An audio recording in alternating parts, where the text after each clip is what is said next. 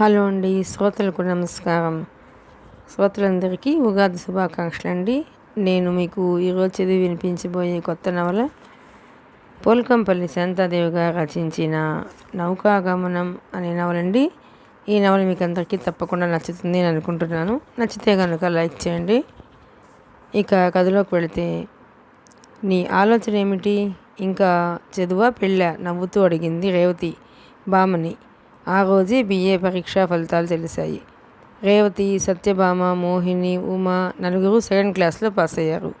Pass అయిన సంబరంలో cinema programme వేసుకుని బయలుదేరారు. దారి పొడుగున భవిష్యత్తులో ఏమిటన్న చర్చే సాగింది.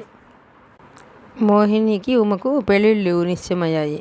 చదవాలన్న కోరిక ఉన్నా చదవడం, చదవకపోవడం కాబోయే భర్తల మీద ఆధారపడి ఉంది.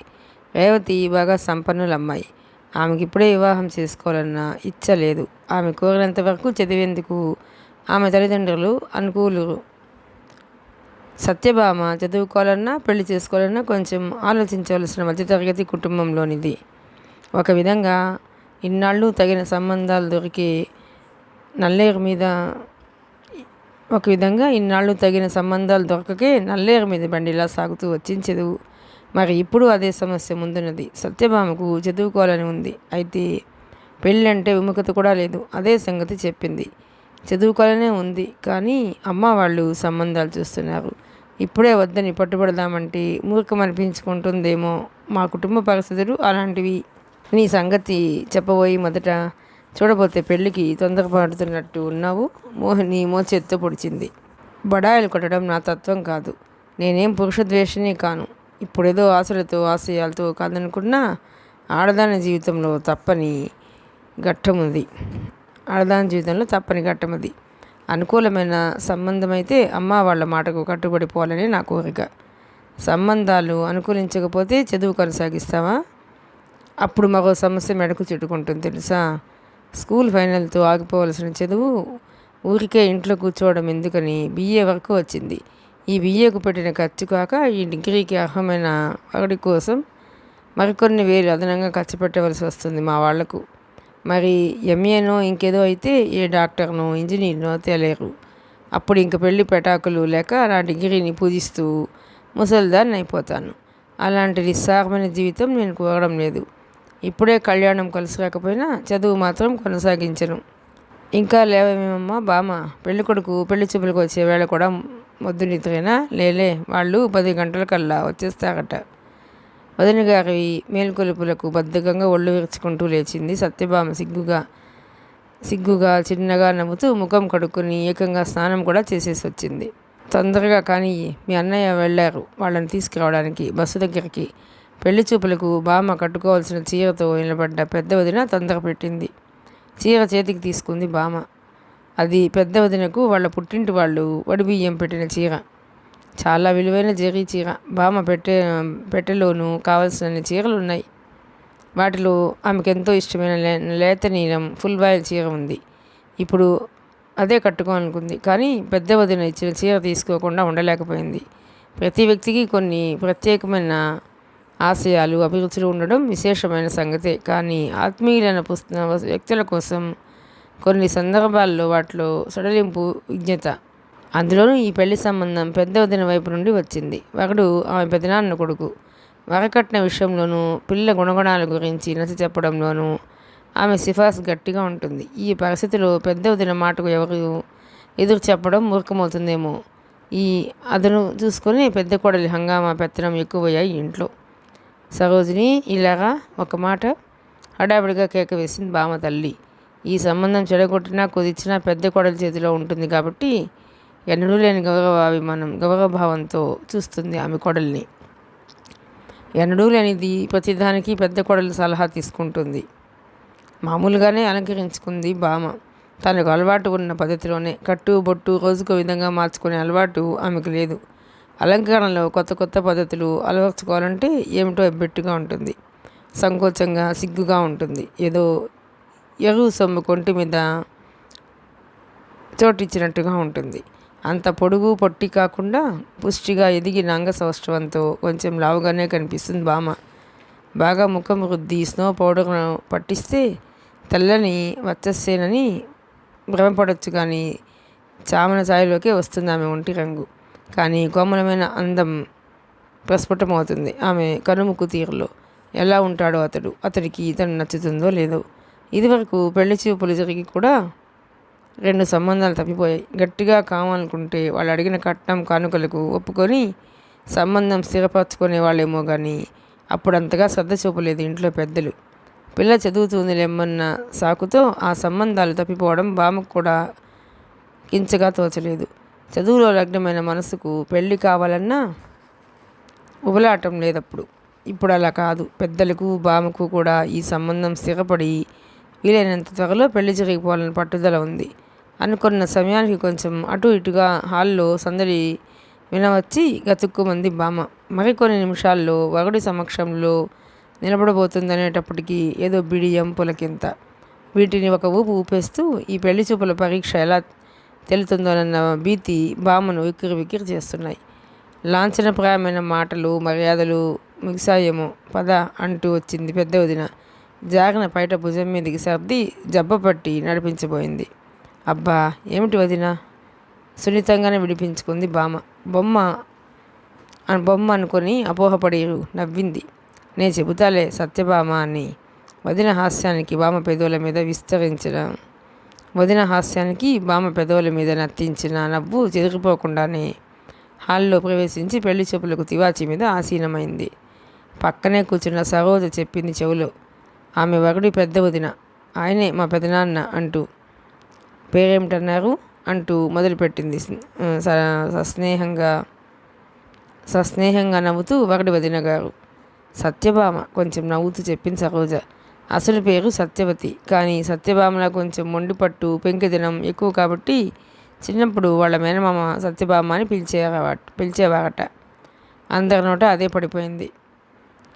పిల్లనిస్తామంటూ చాలా సంబంధాలు వచ్చాయి. హైదరాబాద్ వాళ్ళు 10,000 కట్నం, పిల్లకు ఇల్లు ఇచ్చి పెళ్లి ఘనంగా జరిపిస్తామంటూ కబురు చేశారు. పిల్ల కూడా బాగుంటుందట. కానీ చదువు తక్కువ. చదువుకున్న అమ్మాయి కావాలని మరిది సరదా పడుతున్నాడు. అందుకని ఆ సంబంధం కాదని చెప్పేశాము. ఓహో, అభ్యుదయ భావాలు గల యువకుడేమో ఊరగా చూసింది వరుడి వైపు సత్యభామ. సగర్వమైన హాస్యరేఖ ముఖంలో మెరుస్తుంటే పక్క చూపులు చూస్తున్నాడు అతడు.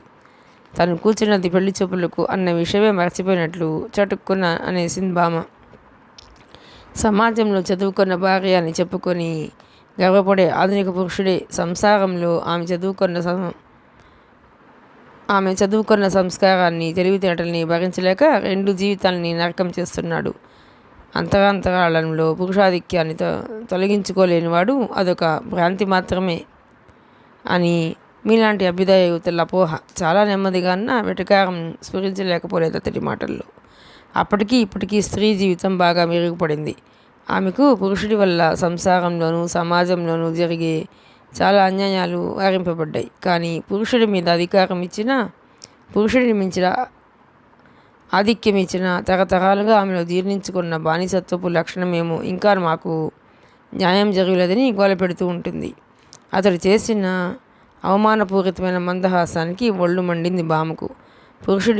పురుషుడు స్త్రీని తల మీద పెట్టుకుంటానన్నా అతడి పాదధూళిలోనే ఆశ్రయం కోరే స్త్రీ ఆమె ఔన్నత్యానికి బదులు బానిసత్వపు లక్షణాలు కనిపిస్తున్నాయంటే అదెంత మూర్ఖమో, అదెంత అహంకారమో చూడండి. ప్రకృతి పురుషుల మధ్య ఉండదగిన సుమధురమైన సంబంధాన్ని మీరు సక్రమంగా అర్థం చేసుకోలేక ఈనపరుస్తున్నారు అనేసి మౌనం వహించింది బామ్మ. యువతీ యువకుల మధ్య ఇలాంటి వాగ్వివాదాలు నేటి కాలంలో సహజమే అయిపోయినా ఇప్పుడు అసందర్భం. వివాహానికి ముందు వధూవరులు పరస్పరం మాట్లాడుకొని అభిప్రాయాలు తెలుసుకొని దాంపత్యానికి అంగీకరించడం కథల్లో ఊహల్లో సాధారణ విషయమేమో కానీ నిజ జీవితాలలో చాలా అసందర్భం, అనుచితం. విసురుగా చెవిగిల్లింది కూడా సరోజ. గుమ్మంలో నిలబడి అమ్మ వదిన కోపంగా చూస్తున్నట్టుగా గమనించింది బామ్మ. సరోజను మందలింపుగా చూసి చిరునవ్వు నవ్వుతూ అంది వదిన. పర్వాలేదు, మాట్లాడండి. చదువుకున్న వాళ్ళిద్దరూ బొత్తిగా మా కాలపు పెళ్లి చూపులే అయితే అందం లేదు. బామ్మ తల్లి కల్పించుకుంటూ దాని మొహం ఏం మాట్లాడుతుంది, దేవుడు వ్రాసి కళ్యాణం జరిగితే అప్పుడు ఇద్దరు బలాబలాలు తేల్చుకుంటారు కానీ అప్పుడు ఇద్దరు బలాబలాలు తెలుసుకుంటారు కానీ అంది. ఈ కాలం ఫ్యాషన్లే అని సరదాపడి వాళ్ళని అలా వదిలేస్తే కళ్యాణం కలిసి రాక ఈ సంబంధం తప్పిపోతే పిల్ల మీద లేనిపోని కల్పన ఎన్నైనా ప్రచారమై పిల్లకు మరో సంబంధం కుదరటమే కష్టం కావచ్చు. ఇప్పటికే బరితెగిన పిల్లని వాళ్ళు ఏమనుకుంటున్నారు? పైకలా అన్న దీనికేం పుట్టిందో చదువుకున్న తెలివంతా ఇప్పుడే పలకబోసుకోవాలి అనుకుంది తనలో. సత్యభామ మౌనం పెద్దవాళ్ళ అనిష్టతగా గమనించిన వరుడు కూడా ఆమెను కవ్వించలేదు. వరుడి వదిన గారు వేసిన 2-3 ప్రశ్నలకు తగు విధంగా సమాధానం ఇచ్చి నెమ్మదిగా లేచి వచ్చేసింది బామ. వస్తూనే బుగ్గ పొడిచినంత పనిచేసింది తల్లి. వాళ్ళు అడిగిన దానికి నెమ్మదిగా సమాధానం ఇస్తే సరిపోయేది. అలా మాట్లాడొచ్చా? అది చర్చా వేదిక అనుకున్నావా, పెళ్లి చూపులు అనుకున్నావా? తల్లి చీత్కారానికి, చిన్న వదిన వెటకారానికి సమాధానం ఇవ్వకుండా మౌనంగా తన గదిలోకి వెళ్ళి దుస్తులు మార్చుకోసాగింది బామ్మ. ముఖం ముడుచుకుని వచ్చింది సరోజ. పోకిరీ పిల్ల అని అనుకోలేటట్టు చేసావు బామ్మ. పెళ్లి చూపులకని వచ్చిన అబ్బాయిని ఏదో పోటీకి వచ్చిన వాడితో తలపడినట్లుగా ఎత్తి పొడుస్తూ నాకు నచ్చలేదు నీ ఆవేశం. అలా మాట్లాడడం అసందర్భం అయితే కావచ్చు కానీ అనుచితమేముంది? సమర్థించుకుంది బామ విజ్ఞానం వలకబోసుకోవటం వల్ల ఈ సంబంధం తప్పిపోవడం ఖాయమని దృఢపరుచుకున్నారంతా. కానీ వారం తిరగకుండానే అబ్బాయి తండ్రి నుండి ఉత్తరం వచ్చింది. తర్వాత విషయాలు మాట్లాడుకోవడానికి ఫలానా రోజు మంచి రోజు మీరు రావాల్సిందంటూ. శ్రీ జగన్మోహన్ రావు గారికి నమస్కారాలు. నేను మీకు నచ్చడం, నాతో వివాహానికి అంగీకరించడం నాకంతా ఆశ్చర్యంగా తోచలేదు కానీ మా వాళ్ళకు ఆశ్చర్యంగానే ఉంది. చదువుకున్న భార్య కావాలని కోరుకున్నవారు ఆ మాత్రం నా ఆవేశం అర్థం చేసుకోకపోరన్న ధైర్యం నాకుంది. నా అభిప్రాయాలు మీవి కాకపోయినా మీ ఆశ్చర్యం నా అంగీకారమే. నాకు కొన్ని ఆదర్శాలు ఉన్నప్పటికీ ఆత్మాభిమానం కించపడనంత వరకు రాజీ మార్గం అంగీకరించడం నా తత్వం. అయితే మిమ్మల్ని ఒకటి అర్థిస్తున్నాను. ఇది చిన్న కోరికో పెద్ద కోరికో మీ సహృదయత మీద ఆధారపడి ఉంది. కట్నం కానుకల విషయం మాట్లాడుకోవడానికి మా వాళ్ళు వస్తున్నారు. మీ నాన్నగారు రాసిన ఉత్తరం చూసుకుని శక్తానుసారంగా మా వాళ్ళు లాంఛనాలు సమర్పించుకోవడానికి సిద్ధంగా ఉన్నారు. అందినంతవరకు కట్నం పుచ్చుకోవడానికి మీ వాళ్లకు అభ్యంతరం ఉండదనుకుంటాను. ఈ కట్నం కానుకలంటే నాకు గౌరవం లేదు. ఒక విధంగా కన్నెపిల్ల కుటుంబాన్ని పిచ్చి చేసే ఒక దురాచారం. ఒక విధంగా కన్నెపిల్ల కుటుంబాన్ని పీల్చి పిప్పి చేసే ఒక దురాచారం. ఇలాంటి దురాచారం మన వివాహం వల్ల జరగకూడదని నా కోరిక. కట్నం ఆశించని సహృదయుడిని భర్తగా పొందాలనుకోవడం నేటి సాంఘిక పరిస్థితులను బట్టి పేరాసే అయినా నాలాంటి చదువుకున్న యువతి అలా కోరడంలో అసందర్భం లేదనుకుంటాను. నా కోరిక మన్నించే సహృదయత మీకుంటే కట్నం లేకుండా మన వివాహం జరగనివ్వండి. కాకపోయినా సరే, కట్నం తీసుకున్నా తీసుకోకపోయినా పెళ్ళి అక్కర్లేదనే ధైర్యం నాకు లేదు. సామాజిక మర్యాదలను విస్మరించే స్వప్నాలకు ఎక్కువగా స్థానం ఇవ్వను మనసులో. నా కోరికను, ఈ ఉత్తరాన్ని వ్రాస్తున్న సాహసాన్ని అవహేళన చేయరని ఆశిస్తూ సత్యభామ. పోస్ట్ చేయడానికి ముందు బాగా ఆలోచించింది భామ. అందువల్ల అనర్థం సంభవించదు కదా అని. సహృదయుడైతే ఈ లేఖ ఒక విజ్ఞప్తిగా భావిస్తాడు. కాకపోతే అలాంటి కుసంస్కారతో తన వివాహం జరగకపోవడమే మంచిది అని నిశ్చయించుకున్నాక ఉత్తరం పోస్ట్ చేసింది. అతని నుండి ఏదో ఒక సమాధానం రాగలదని ఆశించింది భామ. కానీ భామ తండ్రి ప్రయాణమై వెళ్ళే రోజు వరకు ఎలాంటి ఉత్తరము రాలేదు. బహుశా ఈ సంబంధం కుదరకపోవచ్చు. నాన్నకు ఆ ఉత్తరం చూపించి మీ అమ్మాయి ఇలాంటిది నాకు అక్కర్లేదు అంటాడేమో. తను అలా రాయకపోయినా బాగుండేదేమో. మదన పడింది. భామ గతుక్కుమంది. వీధిలో రిక్షా దిగుతున్న తండ్రిని చూసి చిరు చెమటలు ఉబికాయి. తను చేసింది అంత అనుచితమైన పని కాదు. కానీ ఆ కుసంస్కారి ఎంత అసభ్యంగా నిరూపించాడో జరగబోయే అర్ధాంతానికి తట్టుకొని మనస్థైర్యం కూడగట్టుకుంటుంది భామ. వస్తూనే ఎదురుపడే ధైర్యం లేక వరండాలోంచి లేచి వచ్చేసింది తన గదిలోకి. అదృష్టవంతురాలివే భామ అంటూ తండ్రే వచ్చాడు అక్కడికి. అక్కడి పురోహితుడు రాసిన లగ్నపత్రిక కూతురికి అందించాడు. చిరంజీవి సత్యవతిని చిరంజీవి జగన్మోహన్ రావు ఎల్సీఈకి ఇచ్చి తృప్తిగా నవ్వుకుంది బామ్మ. ఎంతలో కుదుర్చుకొచ్చారు? ఆత్రంగా వచ్చింది బామ్మ తల్లి. ఎంతలో కుదుర్చుకొచ్చారు? ఆత్రంగా వచ్చింది బామ్మ తల్లి. 5 లాంఛనాలు మరొకటి, 5 లాంఛనాలు మరొకటి. మన అమ్మాయి అదృష్టవంతురాలు. అత్త మామ చాలా మర్యాదస్తులు. పిల్లవాడు ఉత్తముడు. చవకగానే పడింది సంబంధం. పూర్తి తృప్తితో వెలిగిపోతుంది ఆయన ముఖం. కాళ్ళు చేతులు కడుక్కొని టీ తీసుకుంటూ అక్కడి సంగతులన్నీ తండ్రి వివరిస్తుంటే విస్మయంతో మునకలు వేస్తుంది బామ్మ మనస్సు. మధ్యలోనే గల్లంతయిందేమో తన ఉత్తరం. అందితే మాత్రం నాన్న పయనం ఇలా ముగిసేది కాదు. కానీ ఆమె అపోహను తలకిందలు చేస్తూ ఆ మర్నాడే అతని నుండి ఉత్తరం వచ్చింది బామ్మకు. ప్రియమైన బామ్మకు, ఇలా చనువుగా ప్రేమగా సంబోధించే హక్కు సంపాదించాకే వ్రాద్దామని నీ లేఖకు జవాబు ఆలస్యం చేశాను. మరోలా భావించుకు. నీ కోరిక సమంజసమే. అవహేళన చేయవలసింది ఏముంది ఇందులో? చదువుకున్న యువతివి. నీకు కొన్ని ఆదర్శాలు, అభిప్రాయాలు ఏర్పడి ఉండటంలో తప్పులేదు. అవి చిత్తశుద్ధిగా కలిగి ఉన్నప్పుడు ఆపాటి సాహస ప్రయోగము అవసరమే. కన్నెపిల్ల దృక్పథంలో వరకట్నం దురాచారమే కాదు, దుష్ట రాక్షసి కూడా. కానీ నేను మగవాడిని, ధనలాభం ఉన్న చోట అలాంటి భావాలు ఉత్పన్నం కావడం చాలా అరుదైన సంగతి. ఇది వరకెప్పుడు వరకట్నానికి విరుద్ధంగా మాట్లాడని వాడిని ఇప్పుడు నేను చూశాక కట్టం లేకుండా ఆ పిల్లని చేసుకుంటానంటే నవ్వుల పాలవుతుంది కదూ నా పరిస్థితి. మంచి పనులు కొన్ని నిజ జీవితంలో ఆచరణలో పెట్టాలంటే వికృత పరిణామాలకు దారితీస్తాయి. అర్థం చేసుకుంటామనుకుంటాను. అసలు ఈ సంబంధం స్థిరపడిందంటే నా ప్రోద్బలమే ఎక్కువగా కారణం. చదువుకున్న పిల్ల నలుగురున్న మధ్యతరగతి కుటుంబంలో అతుకుతుందో లేదోనన్న సందేహం మా వాళ్లకుంది. పైగా ఆ వేళే నీ మాటలు విని బెదిరిపోయారు మా నాన్న. నేను మాత్రం సరదాగానే తీసుకున్నాను. పెళ్లికి ముందున ఆదర్శాల ఆవేశం పెళ్ళయ్యాక ఉండదు. సంసారంలో పడిపోయాక అది ఉండదు. పిల్లలు పుట్టాక అసలే ఉండదు. ఆదర్శాలకు అర్థమే తెలియని దశ వస్తుంది. వైవాహిక జీవితంలో 4 అడుగులు వేస్తే నువ్వు మామూలు మనిషివి కాగలవన్న విశ్వాసం నాకుంది. అందుకే పెద్దవాళ్ళ ఉద్దేశం కాదని నిన్ను చేపట్టగలుగుతున్నాను. వరకట్నం లేకుండా నీ పెళ్లి జరగాలన్న నీ కలలు నిజమవడానికి సహకరించలేకపోతున్నందుకు క్షంతవుణ్ణి. అన్యదా భావించుకు. ఉంటానిక రావు. అతడిని సహృదయుడిగా వహించాలో సంకుచితుడిగా భావించాలో పాలుపోలేదు బామ్మకు. తన కోరికలు సమర్థిస్తూ కూడా తీర్చలేకపోతున్నాడంటే అతడొక ఆత్మస్థైర్యం లేని పిరికివాడు అనుకోవాలి. అది లౌక్యమే కావచ్చు. ఆత్మప్రబోధానికి వ్యతిరేకంగా వ్యవహరించేవాడు ఆత్మద్రోహి, నిష్ప్రయోజకుడు. అలాంటి దుర్బలుడితో తన జీవితం జడపడబోతోంది. అలాంటి దుర్బలుడితో తన జీవితం జతపడబోతోంది. వేడిగా నిట్టూర్పు విడిచింది బామ్మ. తొలి యవ్వనంలో అడుగుడితూనే తను కన్న మొట్టమొదటి కళ ప్రేమ పెళ్ళి మారి అడుగులోనే తెలిసిపోయింది. మధ్యతరగతిలోని కన్నెపిల్ల ప్రేమ జోలికి పోవడం ఎంత ప్రమాదమో తర్వాత ఉన్నత విద్య గురించి కలలు కన్నది.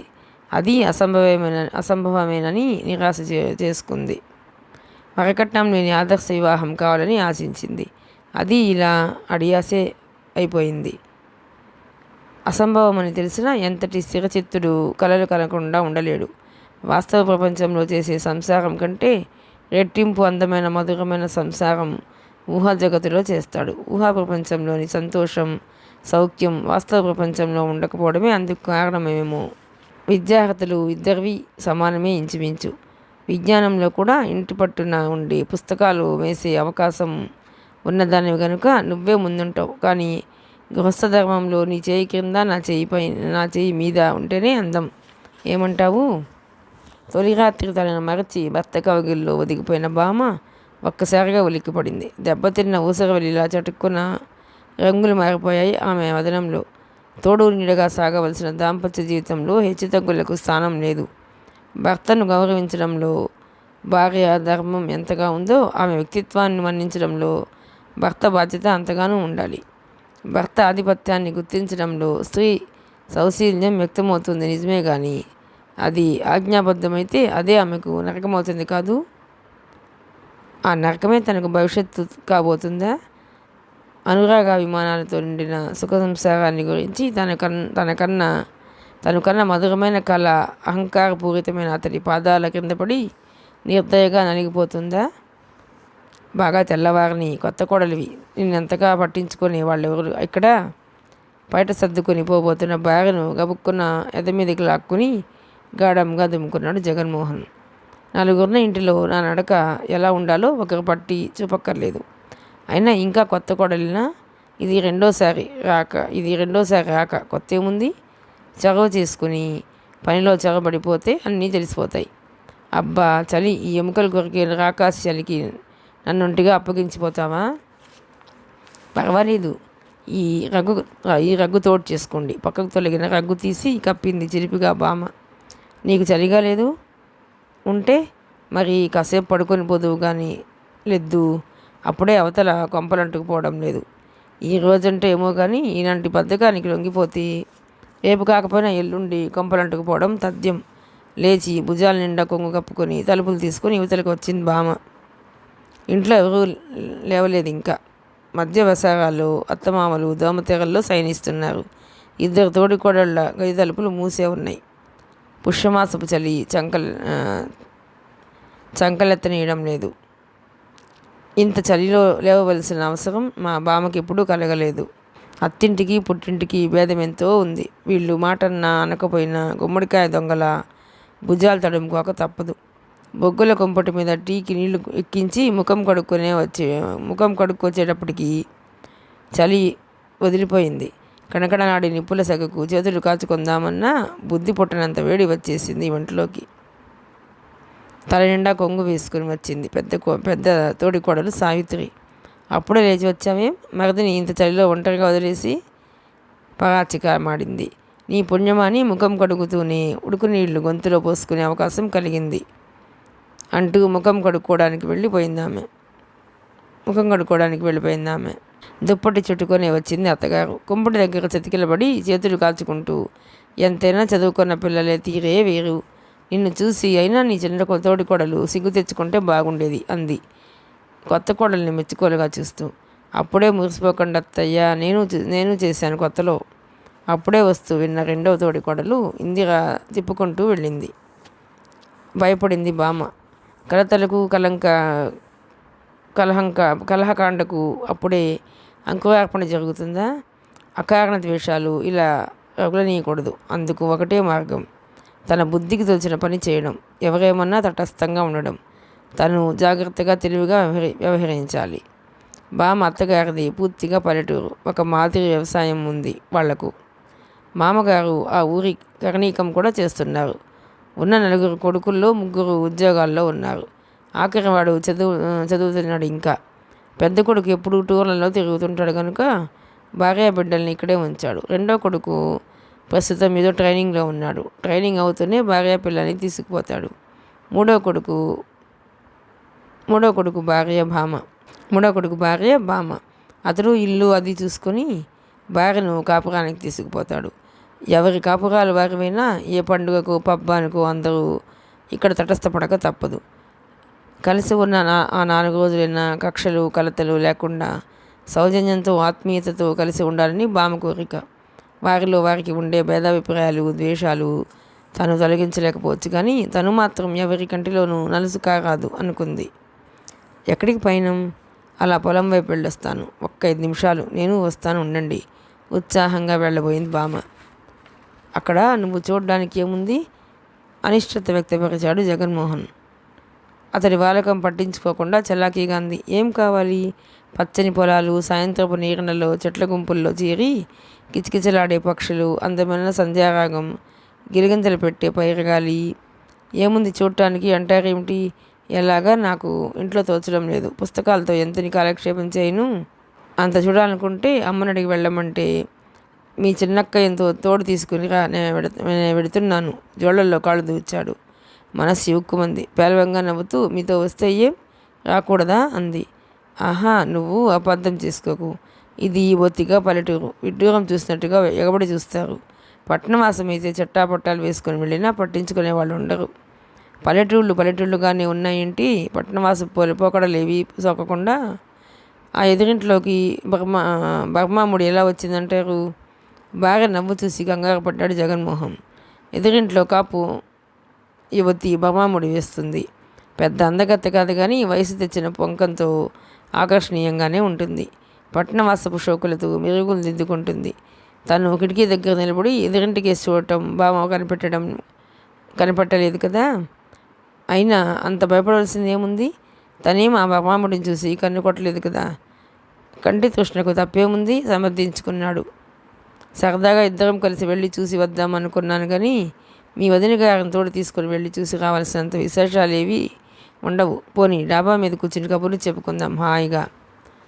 ఇబ్బందిగా చూశాడు. పెళ్ళాం కొంగు వదలడని నవ్వుకుంటారేమో ఇంట్లో, పైకి అనలేదు. ఇసుగ్గా ఉంది ఇంట్లో, కాసేపు అలా బయట తిరిగి వస్తాను అనేసి భార్య జవాబుకి ఎదురు చూడకుండా గబగబా వెళ్ళిపోయాడు జగన్మోహన్.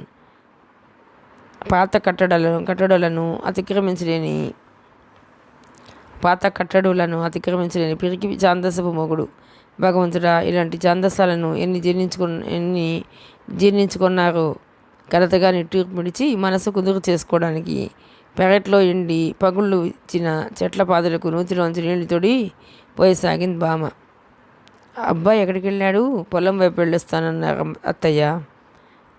ఆ పాదులకు నీళ్లు పోస్తూ ఉండిపోకపోతే ఇద్దరూ కలిసి వెళ్ళలేకపోయారా?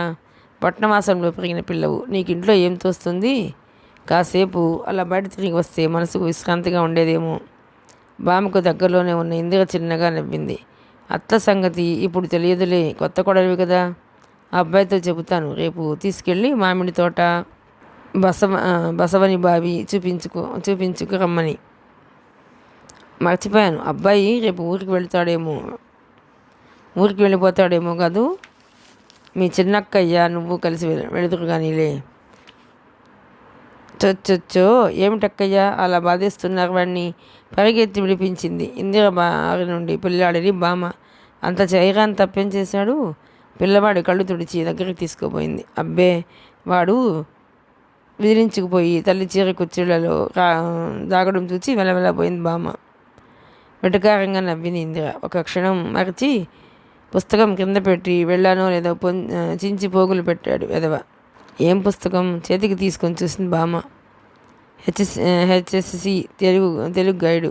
ఆశ్చర్యంగా కన్నులు అల్లార్చింది. హెచ్ఎస్సి పరీక్షకు కూర్చుంటున్నావా అక్కయ్య? అవునమ్మా, పెద్దవాడు పుట్టక ముందు నుండి మీ బావగారి పోరు సాగుతుంది. మెట్రిక్ పరీక్ష ఇమ్మని. ఏది 6 నెలలు చూలింత, 6 నెలలు బాలింత అన్నట్టు అయిపోయింది నా పని. 3 ఏళ్లలో 3 పుట్టుకొచ్చారు. ఇప్పటికీ ఫుల్ స్టాప్ అనుకున్నాం. ఫీజు అది కట్టేసి పుస్తకాలు తెచ్చి నా మీద పడేశారు ఆయన. కానీ ఏం చదువుతాను? నా మొహం. సరిగ్గా పరీక్షలు 3 నెలలైనా లేవు. ఈ పిల్లలు చదువు సాగనివ్వరు. 9th క్లాస్ వరకు చదివిన చదువు ఈ 3 ఏళ్లలో మర్చిపోయాను. మరి చదివితే ఈ పుస్తకాలు ఏం బొరకెక్కుతాయి? నువ్వు పరీక్ష రాయి, పాస్ చేయించే భాగం నాది అంటారు ఆయన. అర్థం కానివి నేను చెబుతారక్కయ్యా అందామనుకుంది బామ. ఆమె అభిమానం పడుతుందేమోనని ఊరుకుంది. అలా అయితే తనకి కాలక్షేపమైంది. ఒక మనిషిని పరీక్షకు తయారు చేస్తున్నానన్న తృప్తి ఉండేది. కానీ ఇందిరకు తను మరిది భార్య. తనతో చెప్పించుకోవడం ఆమెకు నామోషి. ఆమె బావగారి భార్య అయినా, 3 పిల్లల తల్లి అయినా ఇంచుమించు తన వయసే. ఇద్దరు స్నేహంగా మెలగొచ్చు, కలుపుగోలుగా పని చేసుకుపోవచ్చు. కానీ ఇందిరది అదొక రకమైన మనస్తత్వం. 3-4 ఏళ్ళు భర్తతో వేరింటి కాపురం చేసి వచ్చిందేమో. అత్త తోడికోడళ్ళల్లో కలిసిమెలిసి ఉండలేకపోతుంది.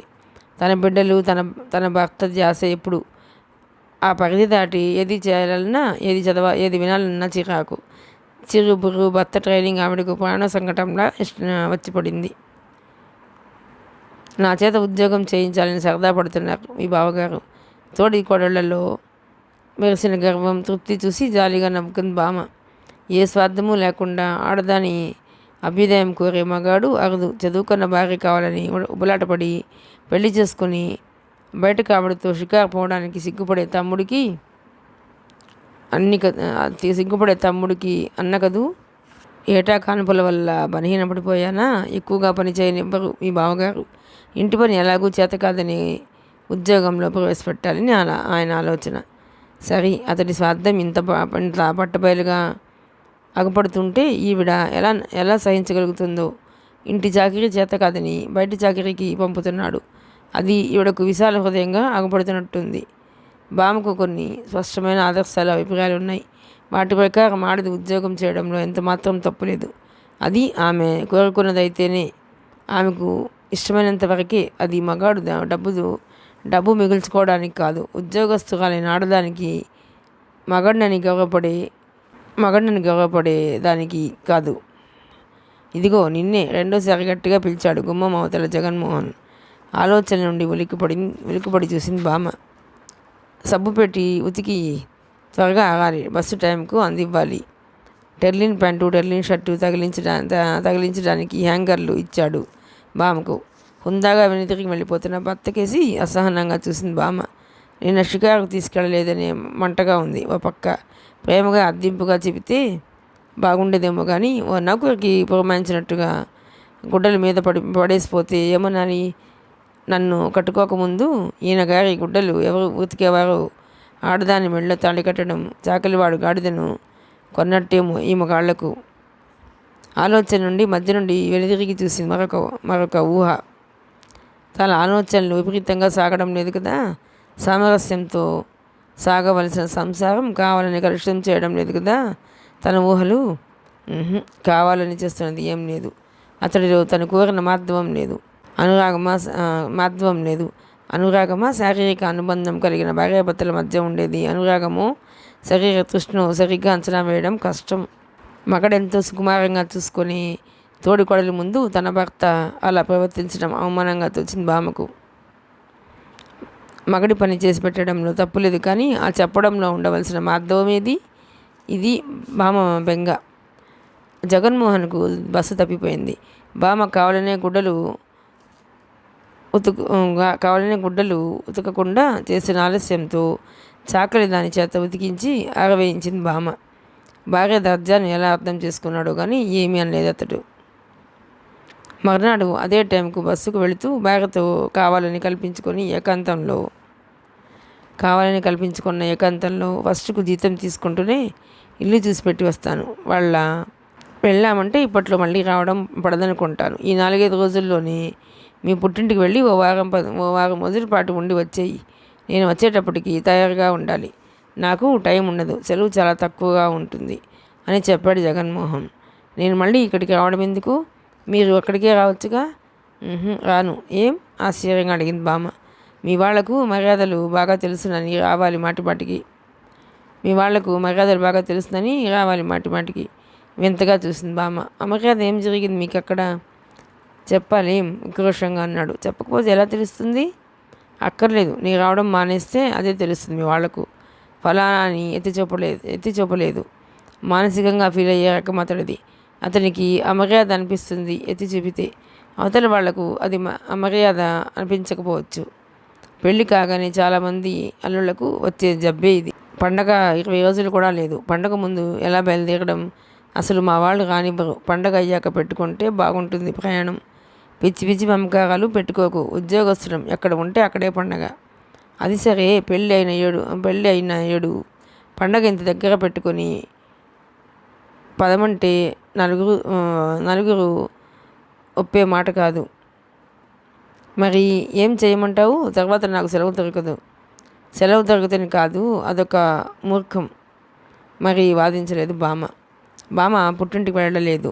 పండగ ముందు వాళ్ళ అభ్యంతరాలు తోసేసి ప్రయాణం కావడం కష్టం కాబట్టి అక్కడికి జాబు రాసి అక్కడ వదిలేసి వచ్చిన తన సామాను తెప్పించుకుంది తమ్ముడితో.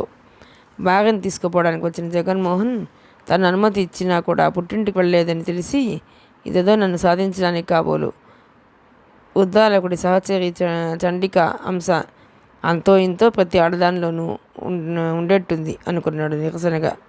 మనతో వచ్చి కొత్తగా సరిదిద్ది రావాలని ఉబలాట పడుతున్నట్టు ఉన్నారు మీ అమ్మగారు. ఒక్క మాట పిలవండి, మీరు వస్తారు. ఆమెను ఎందుకు చిన్నపుచ్చడం? పిలవండి. మళ్ళీ ఆమెను పంపించడానికి నేను రావాలి. ఛార్జీలు ఖర్చులు ఊరికే రావు. నాదేమంతా ఆఫీసర్ ఉద్యోగం కాదు. ముందు చూసి అడుగు వేయాలి. ఏమైనా అనుకుంటారేమో ఆమె.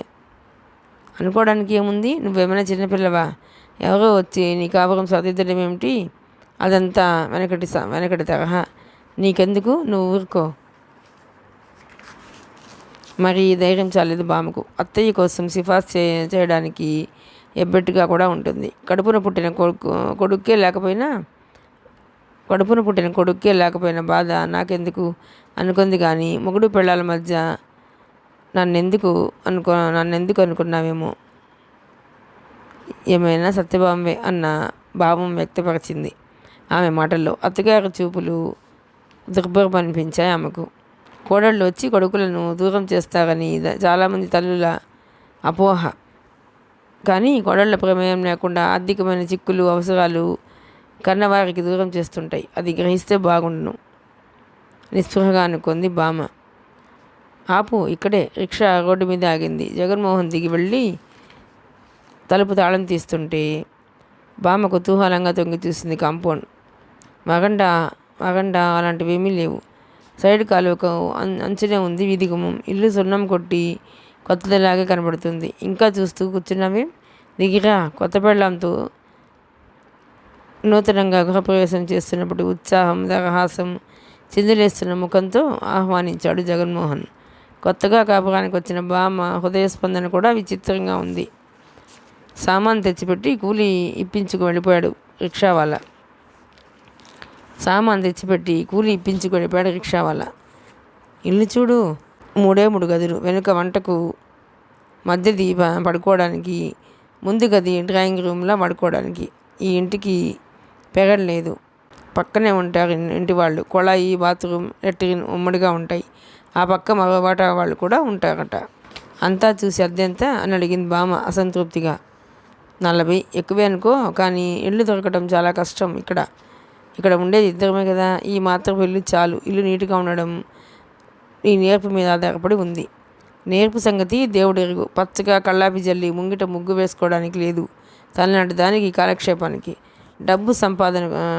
డబ్బు పొదుపుకు కూడా 4 కూర పదులు, 4 పూల మొక్కలు పెట్టుకోవడానికి గజం చోట్లేదు. అటు పుట్టింట్లోనూ ఇటు అత్తారింట్లోనూ విశాలమైన భవంతుల్లో ఉండి వచ్చిందేమో ఈ 3 గదుల కాపురం అంటే. ముక్కు పట్టినట్టుగా తోచింది బామ్మకు.